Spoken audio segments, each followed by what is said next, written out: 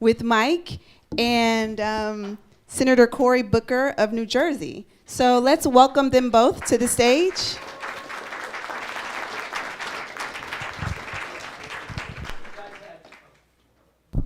You guys had 4 congressmen. It was the warm-up, the appetizer. Now we're going U.S. Senate. And so couldn't be more thrilled to have Cory, senator from New Jersey. Not my hometown, but I went to college in New Jersey, and I lived pretty darn close as a New York City guy. You live 12 miles apart, man. 12 miles apart. Yeah.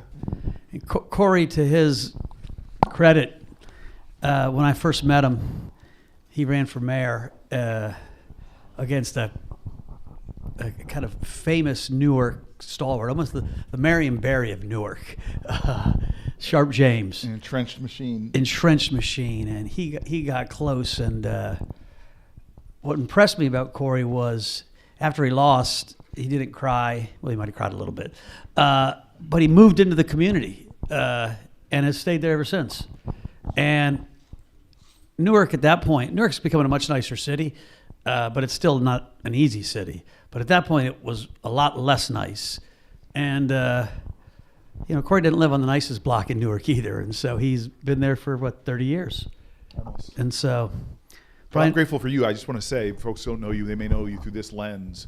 But you and I bonded early on because of your passion to tear down this mass incarceration, criminal injustice reality that we were living in America, where we're the land of the free.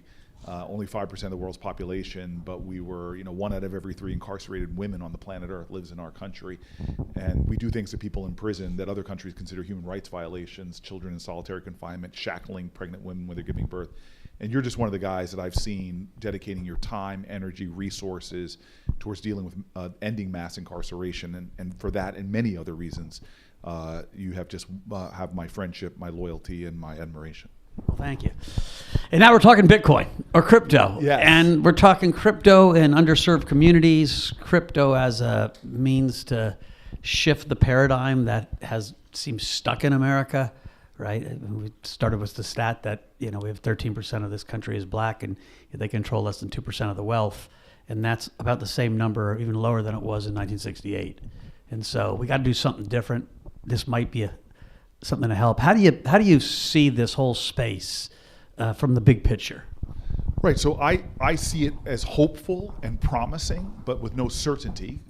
I tell people all the time, there were spaces in which I was very hopeful about the democratizing force that they could have, and then I've seen the exact opposite happen. One example of that is the marijuana industry, which has incarcerated, again, millions of Americans. Many are carrying criminal convictions for doing things that 2 of the last 3 presidents, I think, have admitted to doing. And I was hoping that legalization would not only help to undo all these or expunge all these records, but open up equal economic opportunity. We're just not seeing it play out that way, with blacks controlling very small percentage of the economic opportunity there. So when it comes to the crypto space, I have the same hope, and just like with marijuana, as a person that's been leading on marijuana issues in the Senate for 9 years, I saw this as a similarly hope and similarly need to get involved. And so let's just be clear that we know, and you just said with some of the data, that disadvantaged communities have really, when it comes to wealth creation, the history of this country from the GI Bill, Social Security, I can go through all the things that help to open up pathways to the middle class. Black and brown communities often have been systematically and deliberately excluded from these opportunities, from redlining to even practices with agricultural loans, who was allowed to have access to capital, who wasn't. And so in my community, I live, as was said, and I'm the only senator, I think, that lives in a black and brown low-income community. I see how these large financial institutions really take advantage of our communities, whether it's all these banking fees that are heaped upon folks, whether it's all the people who are trying to seduce folks into payday lending, into rapid refunds, check cashing, and all of these things make financial distress, as James Baldwin once said. Anyone who's been poor knows how incredibly expensive it is to be poor. And so for me, the blockchain technology, let's leave the digital assets aside for a second, it got me very excited. Web 3.0 has me really hopeful that this could help to disrupt, to decentralize, to empower individual Americans in ways financially that we haven't seen. And the incredible person who sat in this seat, I'm not sure if I'm worthy to sit here after her, who was just talking about it in terms of challenges internationally. We know already that people are using blockchain and digital assets to disintermediate people who are doing money transfers back to their country. Point of sale, the credit card swipe fees. We're seeing small businesses and entrepreneurs find ways to get around these things. And so my whole area is, I have a lot of hope, but that's not enough. I think hope without work has led to a lot of despair. And so I'm trying to figure out ways of getting into this space to try to preserve the powerfully democratizing elements that can really help communities thrive and control against what we're already seeing is people who want to exploit folks, or there's no consumer protections in place, or other games that I think are being played that limit it. So I see a future that is definitely going to be Web3, that blockchain. I'm not sure what's going to happen with the first wave of crypto assets. It reminds me of the Web 1, where we had you and I were about the same age. I see all these .com companies blow up and then explode.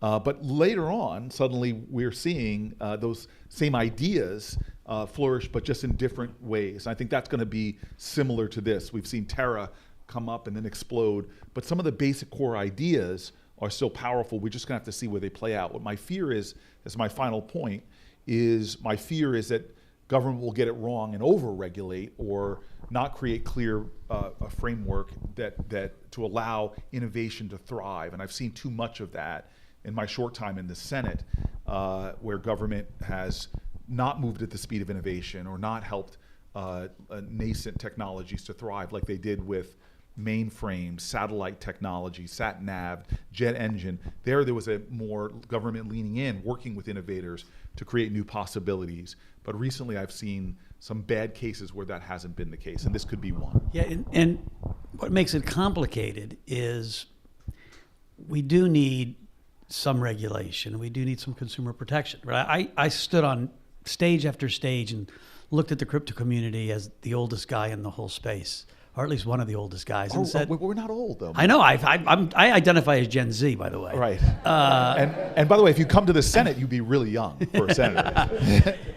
You know, and I would say we need to self-regulate, or they're going to regulate us. And we did a really shitty job of self-regulating. You know, you look at companies like Celsius. When I said what I would do to the CEO, my daughter told me that was toxic masculinity. You know, and so we're in this point where Congress and the agencies are working on a regulatory framework, which I don't think is terrible. What I worry about, and I see it already with my own company, right? We get an inquiry from the SEC. You think it's a Wells notice, which makes your heart stop, because a Wells notice is you've done something wrong. And it's not. It's just an inquiry where they want to look through every last part of your business in what I call a fishing expedition. And it will probably cost us $1.5 million in legal fees. And so if you're a small company, there's no way you're even a medium-sized company, you got an extra $1.5 million lying around to pay legal fees on a fishing expedition. You know, forget the enforcement of lots of just simpler regulation in small companies. And so what worries me is it's hard to have a carve-out for the small businesses. Many who are represented here, guys who are getting started in new businesses. We've got a tax regime that's completely unclear, accounting principles that are unclear. And so that's my big worry, is that you guys with good intentions are going to cut out half the people that you want to help. Right, and that's my concern obviously as well. I come at crypto not to help friends of mine who have wealth get more wealth. I come at crypto with a lens of the community in which I live, which is how do we create a regulatory framework that is empowering to small businesses, empowering to individual consumers, and creates more pathways to prosperity. And so, I could give you so many industries in just a short 9 years. I've watched the government overregulate. The drone injury, drone industry is a great example, where other countries were doing all this drone innovation, using drones to fix poles, survey mines. We weren't issuing any licenses whatsoever. We're overprotecting, overcautious. And I said to the head of the FAA in a hearing, I said, look, if you were around during the time of Orville and Wilbur Wright, we would have never gotten the plane industry off of the ground. And so that's my concern, that there are some people on my side of the aisle that think it's this infantilization of consumers, that we want to protect you, so we're going to make it illegal for you to even trade in these spaces.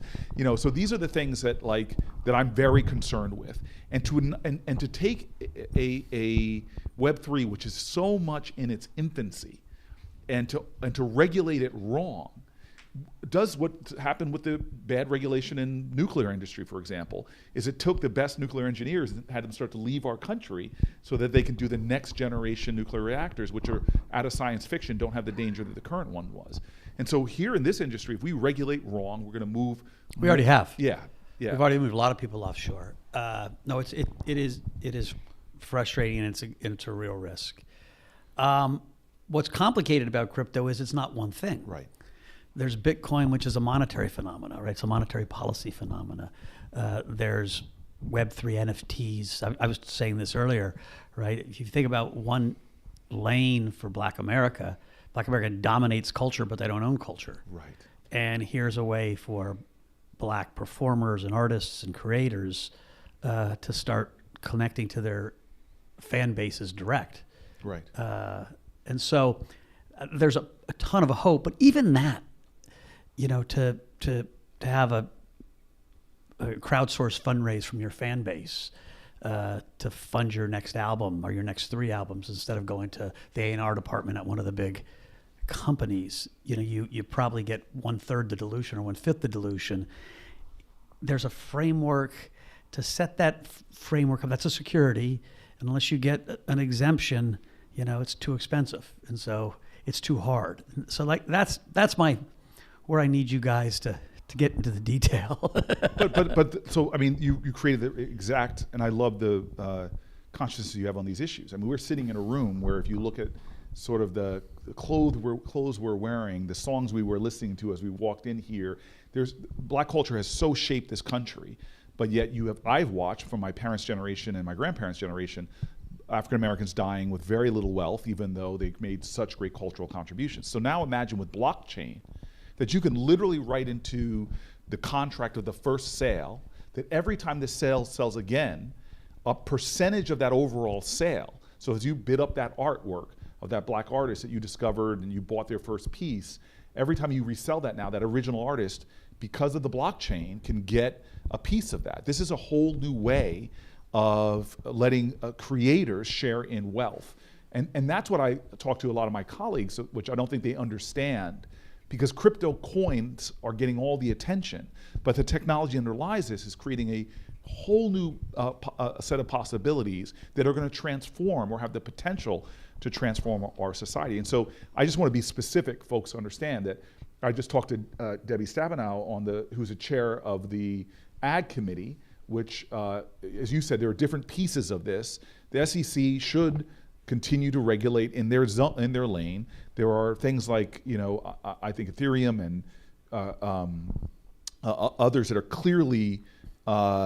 clearly commodities. And so we're moving to do what I think is a smart set of regulations.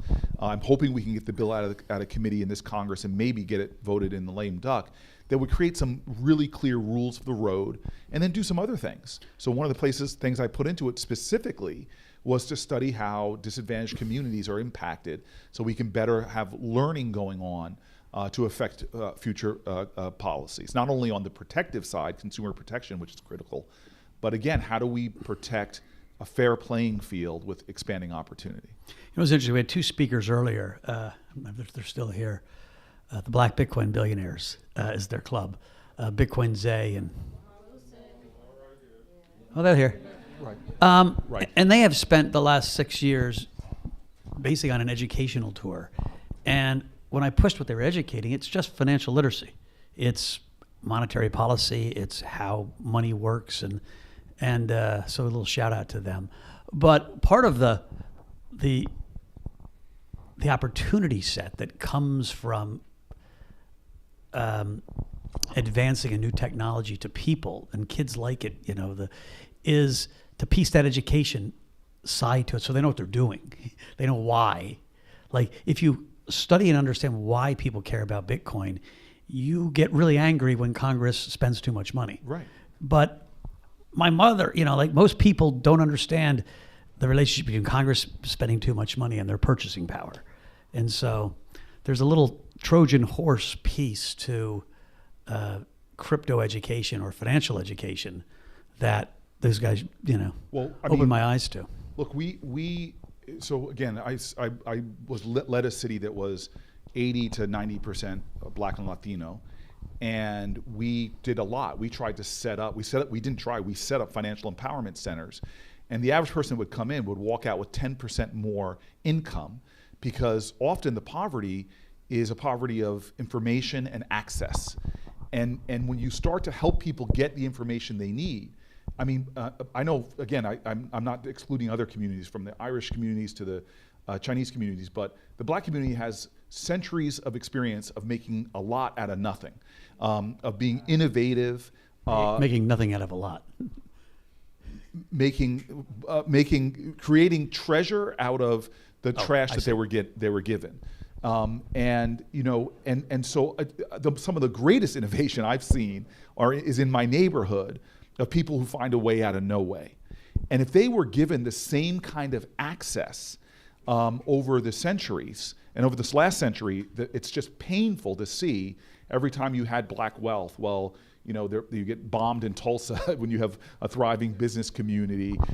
When you start accumulating Black political power, you bring on the greatest period of domestic terrorism in the United States history, which is that period after Reconstruction falls, when bills are designed that created the greatest expansion of middle class in our country's history, which was from 1947 to 1970. Well, that was the exact same period that the greatest exclusions we were seeing written into law, like redlining and taking entire industries and exempting them, where Blacks were most representative, like agricultural workers or domestics. And so that's what frustrates me, is we have this historical amnesia, that we look at this period up until the time I was born,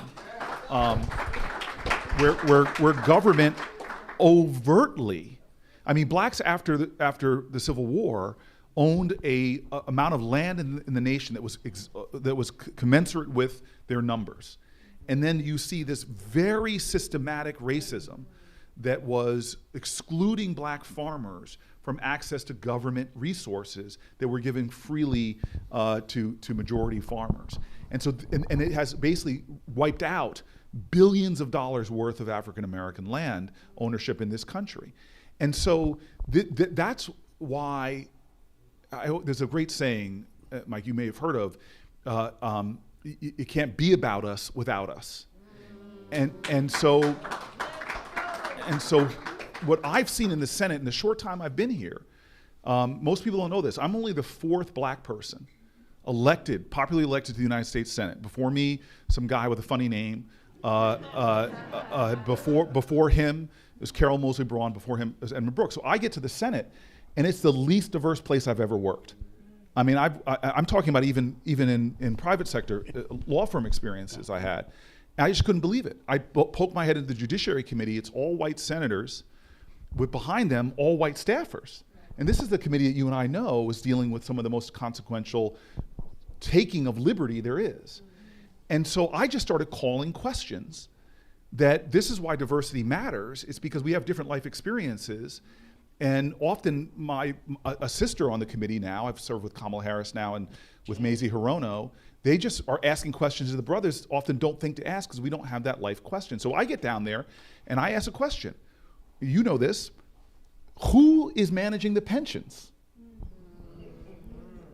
Billionaires are created regularly because of pension fund management. And these are the biggest pensions in our country, hundreds of billions of dollars.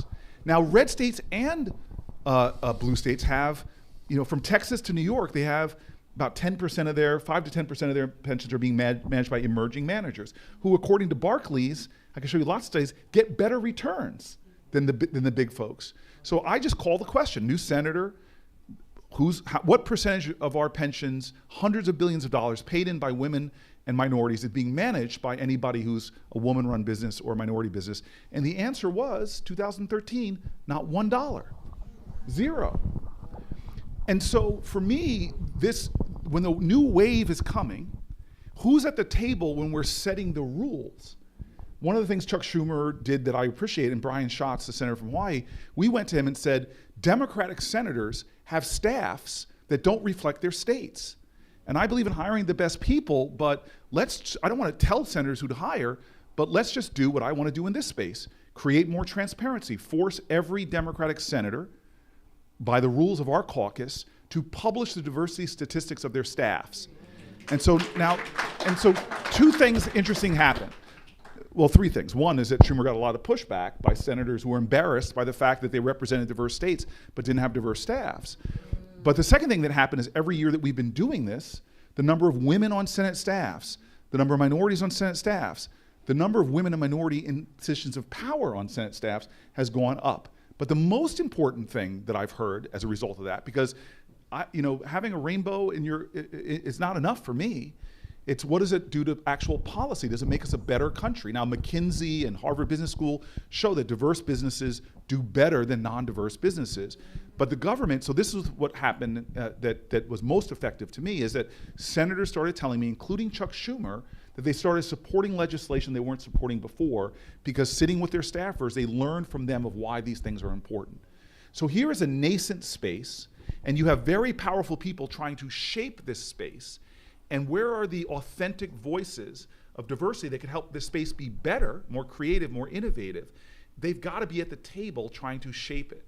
And so for me, as now getting this rare privilege, very rare privilege of being a black United States senator, I want to make sure that communities of color are really making sure that since up until 1970, written into our laws, was racially discriminatory policy that undermined the economic strength and fairness that communities of color were experiencing. I just want to make sure the laws we're writing now are not doubling down on the things that have made our society more unequal. And by the way, it doesn't just help minorities. Creating more wealth has a multiplier effect that makes us all as a country. And the example I'll give, and this is my last step out of the field of crypto, is just the child tax credit. People don't realize one of the best government dollars you can spend is getting a kid above the poverty line. Every dollar you spend saves our economy, returns to our economy about $7. Why? Well, we know that kids under the poverty line do worse in school. They have higher medical costs. They have lower lifetime productivity. We need to be empowering each other so that we can better compete globally. And when we get regulation wrong and we drive resources overseas, innovation overseas, hell, not letting people stay after their student visas expired here, all of these things hurt our country. But what's hurting our country the most is that we've created such a jaggedly divided society of haves and have-nots, and not found a way to democratize, not result. I don't want equality in result. I want equality in opportunity in a level playing field. All right. So, Corey, this is a complicated question. So, crypto's energy came from young people, and it came from people that looked up at the people that were in charge and said, I don't trust that there'll be enough money when I'm 40 years old to invest. And we look at a budget deficit going to the debt service cost next year should go up to $1 trillion with 5% interest rates. That's bigger than we spend on the military. It's bigger than we spend on a lot of discretionary programs, or all the discretionary programs, I think. And so Satoshi wrote this white paper because he said how populism is coming, and young people are the energy of the crypto revolution. There's a few old guys like me, but mostly it's Gen Z and millennials. You look at your peers, and you're young, and we're Gen X. I'm actually 31 days a baby boomer, but I don't like to admit it. But we have this gerontocracy that's been in charge. We had 4 congressmen here today, all on the younger side, all really engaged in this issue. How do we cross this age divide? Because you were talking about children. 35 years ago, when I graduated from college, 17% of American seniors and 17% of American children lived under the poverty line. Today, 17% of children still live under the poverty line, yet only 3 or 4% of seniors live under the poverty line, right? The generation in charge is taking care of themselves because that's what people do at the expense of youth. That's why crypto doesn't go away, even though it crashes every once in a while. Young kids keep pouring into it. How do we deal with that? How do we change power, or at least shift more young people in positions of power? Just interesting, crypto literacy in Congress is completely correlated to age. Yeah. What do we do? Well, I mean, it speaks to a larger problem we have in our country, is that we are in this us versus them mentality, which ultimately that severed sense of belonging will only divide. We need to get into a sense of multiplication, not division. We are such a division country right now that's making us all weaker when we're pitting groups against each other.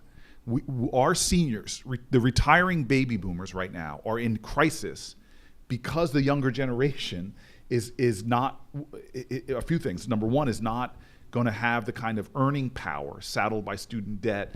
There's a lot of things that they're facing that's going to make it a lot harder to support a government that's spending so heavily on our senior citizens.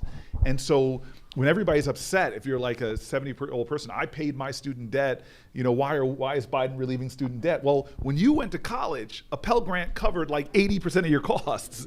Now students are going to college and it's barely 10, 15, 20%. And so the game has changed, but it's not us versus them. If our economy if we are in a global knowledge-based economy, the most valuable natural resource a country has is the genius of its children. And so that's one, the whole framing that we do in this country, left, right, urban, rural, it just is so destructive. We are all in this together. Second, we all have to recognize what a great African-American female writer said: the most common way you give up your power is not realizing you have it in the first place.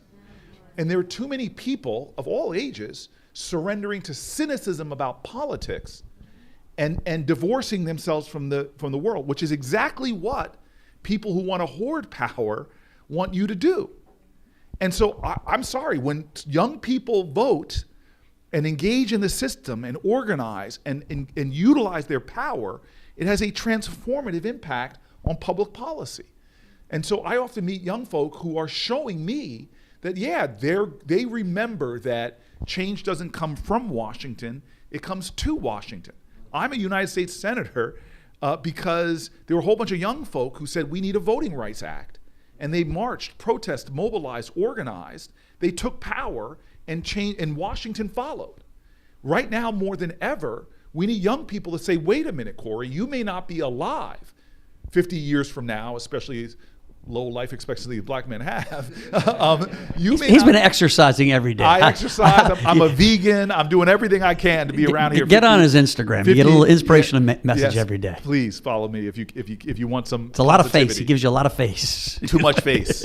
Don't go there for the beauty. Go there for the message. Right now, we have to understand when young people speak, they move legislation. The kids coming out of Parkland, the kids who joined the protests from urban areas on gun, that's a reason why we got our first gun bill in 30 years, but that's not the only bill we got done. Laws were changed all around the country by activist young people.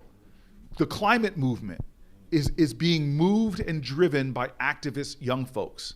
So what I'm saying is that more than ever, we just need people to say, I'm an individual, but I have power, and I'm going to use that power not just in the private digital asset space. I want you to get your resource. I want you to create generational wealth. But understand that if you divorce yourself from this space, the space will be corrupted.